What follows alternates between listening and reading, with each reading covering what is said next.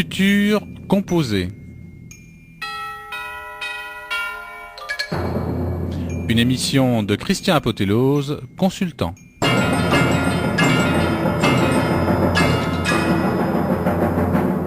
Bonjour et bienvenue dans cette émission que je vais animer avec Dominique Mucchielli. Notre invitée du jour est Sylvie Bansillon, qui est directrice de la Table de Cana. La Table de Cana, c'est une entreprise d'insertion, la plus importante entreprise de restauration dans les catégories entreprises d'insertion de la région Provence-Alpes-Côte d'Azur, avec 40 salariés, qui intervient sur 1500 manifestations par an, ce qui est assez colossal, et qui, à ce jour, a accompagné 1300 personnes dans les métiers de la restauration. Sylvie Bansillon, vous êtes depuis longtemps à la Table de Cana, vous n'êtes pas forcément depuis très longtemps directrice, depuis quand ? Si, en fait, je suis depuis 12 ans à la Table de Cana, Oui. Où j'étais d'abord directrice administrative et financière. Oui. Et 3 ans après, je suis devenue directrice générale. D'accord. Alors, votre parcours, par contre, ça n'a pas été un parcours déjà dans les entreprises d'insertion. C'était un parcours dans le monde de l'entreprise. Oui, tout à fait. En fait, j'ai commencé par faire des études dans une école de commerce, Oui. en fait, où j'ai appris le contrôle de gestion. Ce qui était pour moi un outil en fait que je pouvais donner aux directions et aux opérationnels pour pouvoir piloter leur activité. Et puis mon parcours m'a amené dans différentes entreprises. Lesquelles ? Alors j'ai d'abord travaillé chez Samsung Electronics France, ça oui. C'était à Paris. Donc c'était une petite PME d'une centaine de personnes. Mais c'est Samsung quand même. Oui, c'est Samsung quand même, ça veut dire que ça faisait partie d'un grand groupe international. Du coup, avec une grosse artillerie derrière, et puis c'était un poste très intéressant, très formateur. Après Samsung, en fait, je suis partie chez Nouvelles Frontières, Oui. toujours à Paris, donc avec Jacques Maillot à l'époque. Ah oui, grand maître. Tout à fait, ouais, tout à fait. Et en fait, j'étais également contrôleur de gestion et je faisais le suivi des agences de Nouvelles Frontières, en fait. Ah, c'est crucial ça, parce qu'on peut vite perdre de l'argent dans les voyages. Tout à fait, ouais. Donc mon rôle, c'était justement de savoir quelles étaient les agences qui... Vous étiez la méchante qui verrouillait les frais ? D'une part, en tout cas, qui alertait. Pas forcément qui avait le pouvoir de verrouiller, mais en tout cas qui alertait, qui donnait aussi des solutions pour ne pas perdre d'argent. De préférence. Qui peut être intéressant. Oui, c'est préférable. Et donc après ce parcours parisien, en fait, j'ai fait le choix personnel de partir, de quitter Paris. Et donc je suis venue à Marseille, où j'ai d'abord pris un poste. C'est les amours ou c'est le soleil ? C'était le soleil. D'accord. C'était le soleil, ça. Il y a deux choix en général. Pour les amours, ça n'a pas forcément été la meilleure des choses, mais en tout cas, je suis venue pour le soleil. Au départ, et puis me rapprocher de ma région d'origine, puisque moi je suis ardéchoise. Ouais. Et puis j'avais 2 enfants et vivre à Paris, c'était quand même assez difficile avec des petits, et ça nous imposait un rythme assez soutenu. Donc arrivé à Marseille, en fait, j'ai cherché du travail et j'ai travaillé à l'aéroport Marseille-Provence, donc qui était à l'époque un établissement de la chambre de commerce. Oui. Où j'étais également au contrôle de gestion. Sauf qu'en fait, à ce moment-là, je me suis retrouvée dans une entreprise où il y avait moins de contraintes de rentabilité et du coup, moins de nécessité d'avoir des outils à la fois pour la direction et puis les opérationnels. Et du coup, c'est vrai que j'ai commencé à m'interroger sur pourquoi j'étais là, ce que je faisais, à quoi servait mon poste en fait. D'accord. Carrément une interrogation existentielle là. En tout cas, c'était plutôt, je ne sais pas si c'est existentiel, mais c'était l'envie et le besoin de donner du sens à ce que je faisais. Et du coup, ça m'a conduit à me poser des questions un peu différentes. C'était plutôt confortable l'aéroport, non ? Oui. C'était tout à fait confortable. C'était un environnement qui était très sympathique, avec des gens qui l'étaient tout autant. Un rythme de travail qui me convenait bien, parce que j'avais des enfants qui étaient petits, mais en fait, il manquait quand même quelque chose. Il manquait quelque chose. Oui. Voilà. Et là, vous allez le trouver où alors ? Par le biais de différentes rencontres, j'ai eu l'occasion de retrouver Françoise Féminier, qui était la fondatrice de la Table de Cana à Marseille. Et en fait, je l'ai rencontrée une première fois à mon arrivée à Marseille, mais elle n'avait pas de poste à me proposer, en fait. Donc on avait échangé, on avait bien accroché. Et puis 2 ans après, elle est partie en pré-retraite progressive et c'est à ce moment-là qu'elle m'a recontactée où elle m'a proposé ce poste-là, c'est-à-dire de venir la seconder pendant quelques années avant son départ. La table de Cana existait depuis combien de temps? En fait, la table de Cana existe depuis 92. Donc en fait, elle avait 13 ans quand j'ai intégré la structure. Tout à fait.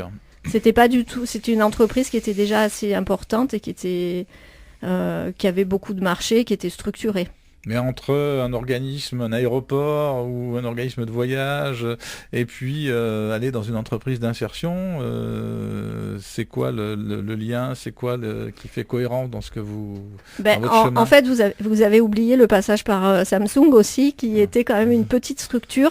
Ouais. Et en fait, c'était très appréciable parce que du coup, les missions étaient très variées. En fait, le choix de partir, de faire le pari, de travailler à la table de Cana, c'était vraiment un défi pour moi, puisqu'en fait, je connaissais pas l'insertion, j'en avais même jamais entendu parler. Je n'avais jamais eu de poste de direction, j'avais pas encadré de personnel plus que ça. La restauration non plus, mais pourtant, en fait, le projet était tellement intéressant que je me suis dit que ça valait le coup de tenter l'aventure. On va y revenir, on fait une pause musicale avec Jeudi M de Mathieu Chédid que vous avez choisi.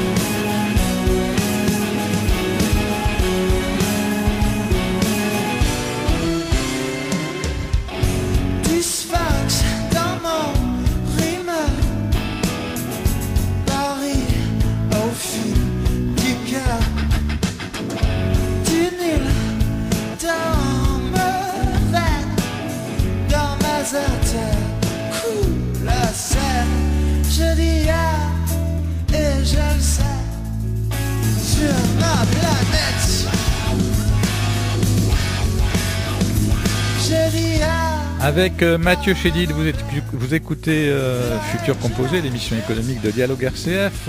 Vous nous recevez à Marseille et au Bagne sur 89.6, à Aix-en-Provence, à Martigues, sur l'étang de Berre, sur le 101.9. Notre invitée du jour est Sylvie Bansillon, qui est directrice de la table de Cana. Et vous n'y coupez pas, vous êtes dans une radio chrétienne. On va quand même rappeler ce que c'est que la table de Cana et ce que c'est que l'origine de Cana. Je suis sûr qu'il y a beaucoup de vos clients qui ne le savent pas, donc ça sera l'occasion de le rappeler. Et donc je reprends dans l'évangile de Jean le texte qui raconte comment ce miracle s'est produit. Donc 2 jours après, c'était dans le récit du cheminement de Jésus, il y eut un mariage dans la ville de Cana en Galilée. La mère de Jésus était là et on avait aussi invité Jésus et ses disciples à ce mariage. Quand il ne resta plus de vin, la mère de Jésus lui dit « Ils n'ont plus de vin ». Mais Jésus lui répondit « Mère, est-ce à toi de me dire ce que j'ai à faire ? Mon heure n'est pas encore venue. » La mère de Jésus dit alors au serviteur « Faites tout ce qu'il vous dira. » Il y avait là 6 de ces vases de pierre que les Juifs utilisaient pour se laver selon leurs règles religieuses. Chacun d'eux pouvait contenir 100 de litres. Jésus dit au serviteur « Remplissez d'eau ces vases. » Ils les remplirent jusqu'au bord. Alors Jésus leur dit « Puisez maintenant un peu de cette eau et portez-en au maître de la fête. » Ils en portèrent. Le maître de la fête goûta l'eau qui s'était changée en vin. Il ne savait pas d'où venait ce vin. Mais les serviteurs qui avaient puisé l'eau le savaient. Il appela donc le marié et lui dit « Tout le monde sert d'abord le meilleur vin, puis quand les invités ont beaucoup bu, on sert le moins bon. Mais toi, tu as gardé le meilleur vin jusqu'à maintenant. » Voilà comment Jésus fit le premier de ses miracles à Cana en Galilée. Il fit apparaître ainsi sa gloire et ses disciples crurent en lui.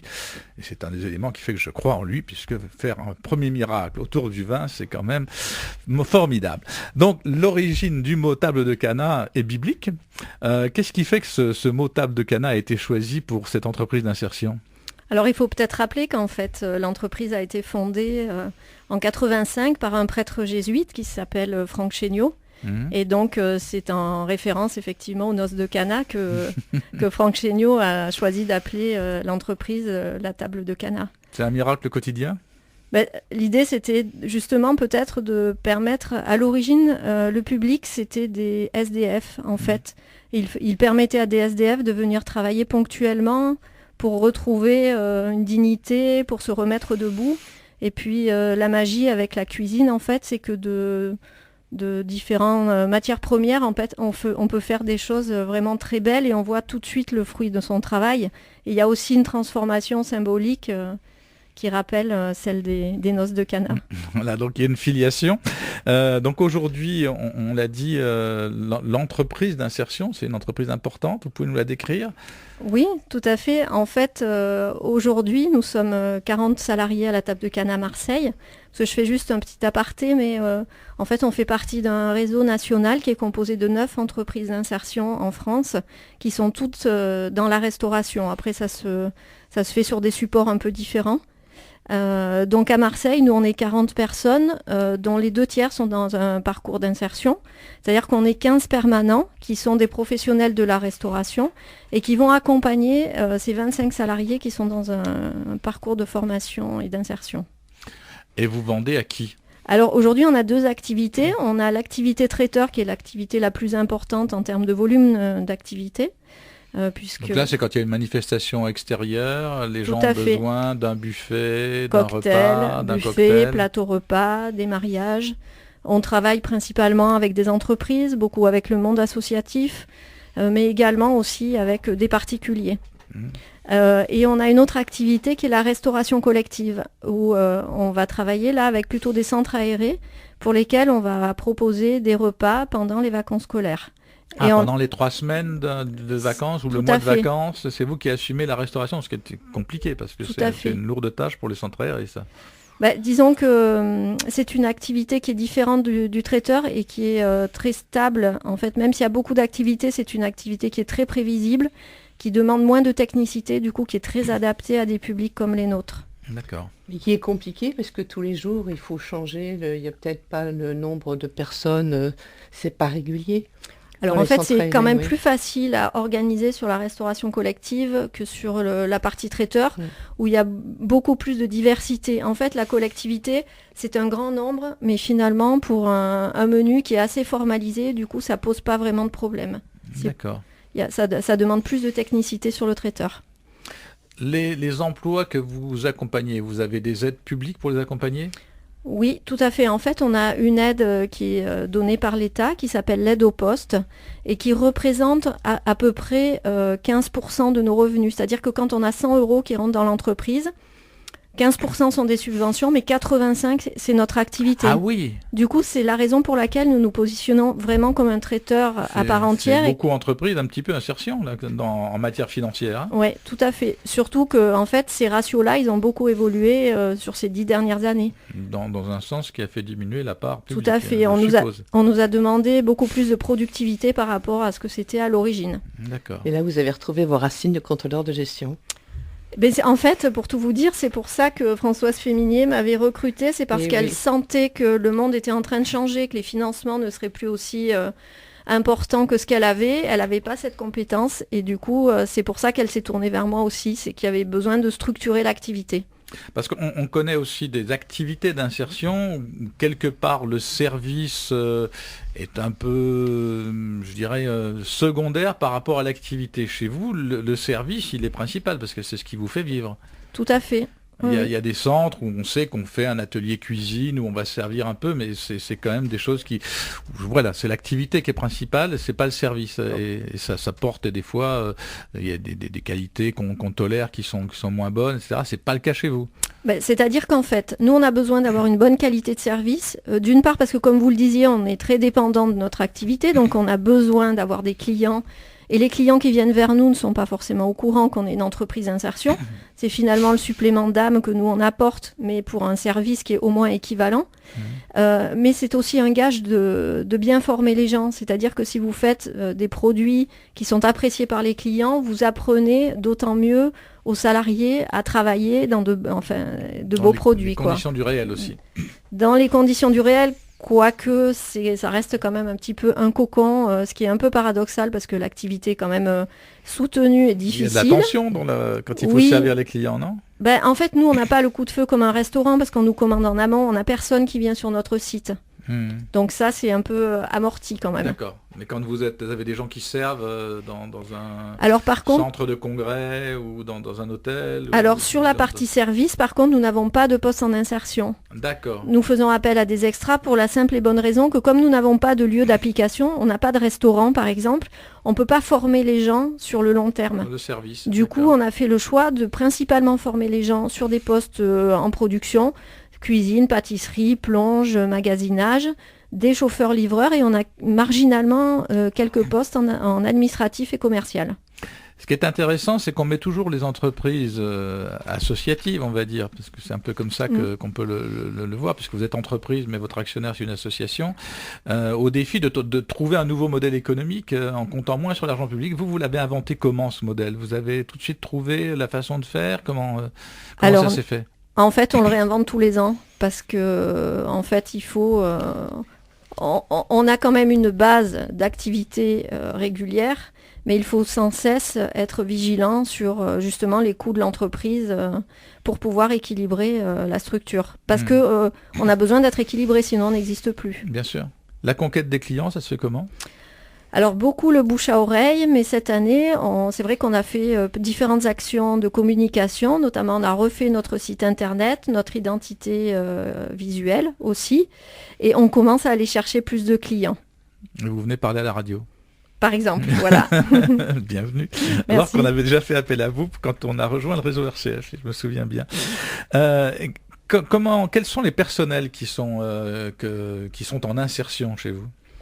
Vous voulez dire sur quel type de poste ils sont, par exemple ? Quel type de poste, puis quel type de profil vous avez ? En fait, il n'y a pas vraiment de profil type, c'est simplement des gens qui ont eu une rupture dans leur parcours professionnel. Ça peut être une maman qui se retrouve toute seule et qui doit du coup subvenir à ses besoins. Ça peut être un primo-arrivant qui n'a jamais travaillé. C'est quoi un primo-arrivant ? C'est un étranger qui vient d'arriver sur le territoire et qui n'a jamais travaillé en France.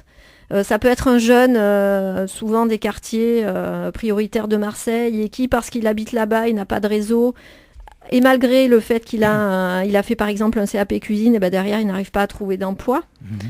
Donc c'est vraiment très divers. Après, on équilibre nos effectifs, il y a autant d'hommes que de femmes, et globalement, l'âge moyen, c'est autour de 45 ans. D'accord. On va continuer, on fait une pause musicale avec Rodrigo et Gabriela, c'est bien ça ? C'est ça.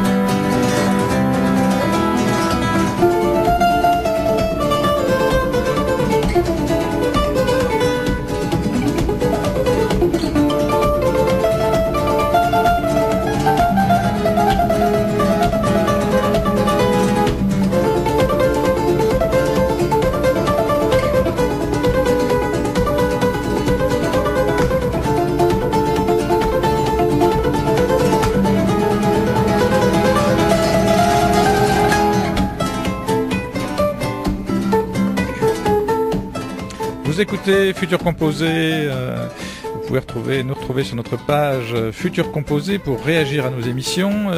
Notre invitée du jour est Sylvie Bansillon, qui est directrice de la Table de Cana, entreprise d'insertion de notre région. On a vu, Sylvie Bansillon, comment l'entreprise s'est construite, a trouvé son nouveau modèle économique avec ses clients réguliers, entreprises, institutions, associations, et, centres de loisirs qui font appel à la structure. Comment vous avez accompagné 1300 jeunes dans leur parcours pour leur donner, contribuer à leur donner un métier. Là, vous allez plus loin avec une opération dont on a entendu parler, des étoiles et des femmes. Alors, racontez-nous.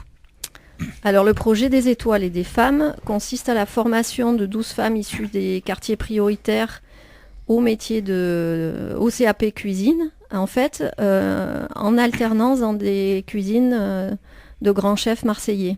En fait, c'est parti d'un triple constat. D'une part, un taux de chômage qui était très élevé et surtout lié au manque de formation, à un besoin important des restaurateurs en termes de candidats et qui n'étaient pas pourvus, et à une sous-représentation des femmes dans les métiers de cuisinier, puisqu'uniquement 25% des cuisiniers sont des cuisinières. Du coup, ça nous a donné cette idée de monter cette formation qui est en fait une duplication d'un projet qui existait à Paris qui s'appelle Femmes en avenir, qui est porté par le chef Alain Ducasse. Et donc, c'est en rencontrant le porteur de projet de Femmes en avenir qu'on a imaginé pouvoir dupliquer ce modèle-là à Marseille. D'accord. Quelles sont les candidates que vous avez qui viennent dans ce type de formation ? Alors en fait là, on s'est vraiment adressé à tout public, ce qui était un peu différent pour l'entreprise d'insertion où on a besoin quand même de gens qui sont plus du métier de la restauration et qui ont plus d'expérience. Là, des étoiles et des femmes, en fait, c'est adressé à des femmes qui simplement avaient l'envie et la motivation pour se lancer dans ce type de formation. Du coup, il y a eu toute une partie mobilisation de nos réseaux et des associations à travers des ateliers culinaires et puis différentes rencontres qui nous ont permis il y a eu 100 femmes la première année et en fait on en a gardé 18 suite à différents tests. Ces 18 femmes ont fait une semaine de coaching et de formation. Et les tests, comment vous avez sélectionné les 18 là? Comment ça se passe? Alors en fait, c'est comme The Voice, c'est comme quoi? Les tests de formation, il y a des petits tests basiques en fait sur les savoirs de base parce que pour passer un CAP en cuisine, il faut quand même savoir lire, écrire et compter. Le but, c'est le CAP, hein, c'est ça? Le but, c'est le CAP en alternance. Donc, c'est une formation diplômante. Tout à fait, oui. D'ailleurs, choisi la facilité, qui est dispensée par le lycée hôtelier de Bonneveine. D'accord. Ah oui. Donc, en fait, la période de sélection, elle s'est faite à l'issue d'une semaine de coaching pendant laquelle les femmes ont été formées en théâtre, par exemple, pour apprendre à se présenter. On a travaillé sur la confiance en soi. On a également fait une demi-journée d'immersion dans tous les établissements, en fait, et c'est à l'issue de cette semaine que les femmes sont venues se présenter devant le jury qui était composé à la fois de chefs, parce que les chefs se sont impliqués dès le jury, de personnel du lycée hôtelier de Bonneveine, de gens de la Table de Cana, de Pôle emploi. En fait, la réussite du projet, elle repose sur le fait que c'est vraiment un projet partenarial et qu'on... Donc les partenaires, je les reprends, vous-même, la Table de Cana, Bonneveine, le lycée de Bonneveine, le lycée hôtelier, les chefs marseillais. Oui. On peut dire quel resto quand même, on peut oui, les citer. Alors il y a le Lionel Lévy de l'Intercontinental, il y avait Guillaume Sourieux de l'Épuisette, Georgiana Viou qui est à la piscine maintenant, Nadia Samut, Delphine Roux de Madi les Galinettes, et puis il y a aussi plusieurs établissements du groupe Accor. Le Sofitel Marseille-Vieux-Port avec Dominique Frérard, Isabelle Alexandre du Pullman, Marcel Palbiche. En fait, il y a du beau monde. Il y a du beau monde. D'accord. Donc c'est plus Pôle emploi qui est avec vous? Oui, tout à fait. Ouais. Tous ces partenaires sont avec vous. Alors ça, c'est même plus large que ça parce qu'on a aussi des partenaires sur la garde d'enfants, la mobilité, sur toutes ces problématiques, sur le logement, toutes ces problématiques qui sont périphériques à l'emploi et la formation, oui, mais qui sont décisives. Déterminantes, ouais, pour la poursuite des parcours. Et comment ça se passe d'une manière pratique, cette formation, après qu'elle soit sélectionnée, elle rentre en formation, il y a des jours d'école, ensuite des jours en entreprise, tout simplement. C'est ça, il y a une alternance en fait entre les jours qui sont dédiés à l'entreprise, donc pendant lesquels elles vont travailler comme n'importe quel salarié et se former, et, des périodes où les femmes sont au lycée hôtelier de Bonneveine et où elles ont à la fois les cours théoriques, les cours pratiques, mais il y a aussi des moments qui sont dédiés au coaching, puisqu'on on continue de les faire accompagner sur tout le parcours en fait. L'idée étant que plus on va les accompagner, plus on va leur permettre de mettre en place les moyens de réussir leur projet à long terme. Donc pour l'instant, elles en sont. C'est la première promotion en fait qui est encore en cours. Non, en fait là on vient de commencer la deuxième promotion. La première promotion a été terminée en juin et donc on a plus de 90% de réussite sur le CAP, plus de 75% des femmes qui étaient en emploi juste à l'issue de la formation. Oh, bravo.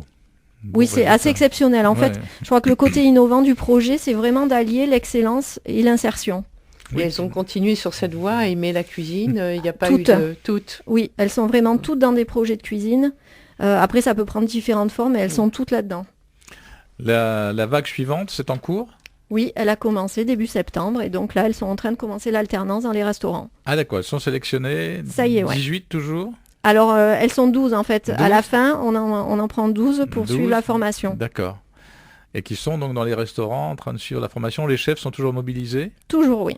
Félicitations, bravo à nos chefs. Hein. Bien, félicitations pour ce beau parcours qui valorise les femmes de notre région, puis qui va améliorer toutes nos tables. On attend ça avec impatience. Oui, oui. Merci Sylvie Bansillon d'avoir été avec nous. Je rappelle que vous êtes directrice de la table de Cana, que vous pouvez suivre nos émissions sur la page Facebook Futur Composé et nous retrouver sur rcf.fr. À la semaine prochaine.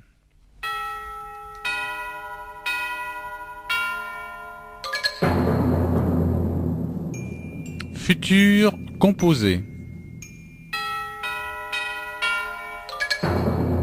Une émission de Christian Apotelose, consultant.